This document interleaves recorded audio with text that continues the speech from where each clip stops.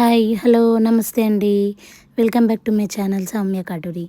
ఈరోజు మళ్ళీ నేను కొత్త వీడియోతో మీ ముందుకు వచ్చేసాను. అదే అరటికాయతో చిప్స్ ఈజీగా ఎలా తయారు చేస్తారో చూపిస్తాను, వచ్చేసేయండి.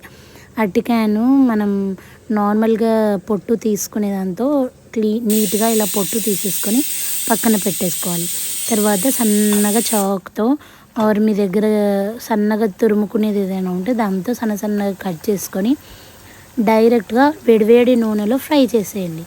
ఇది ఒక 5 to 6 minutes దాకా బాగా ఫ్రై చేయాలి. అరటికాయలు అనేవి బాగా రెడ్గా కావాలి. దాని తర్వాత దాన్ని ఒక టిష్యూ పేపర్ వేసేసుకొని దాంట్లో గిన్నెలో వేసేసుకొని ఉప్పు కారం వేసేసుకొని తినేసేయడమే.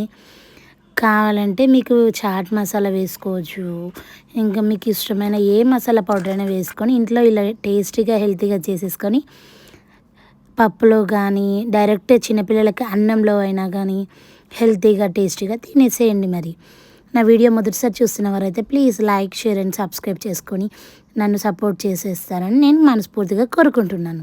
నేను ఏమేమి యాడ్ చేసేస్తానో చూసేసేయండి. మరి లైట్గా పసుపు, ఉప్పు, కారం, లాస్ట్లో కొంచెం ధనియాల పొడి యాడ్ చేసేసుకొని వేడివేడి అన్నంలో బాగా కలిపేసుకొని తినేసేయాలి.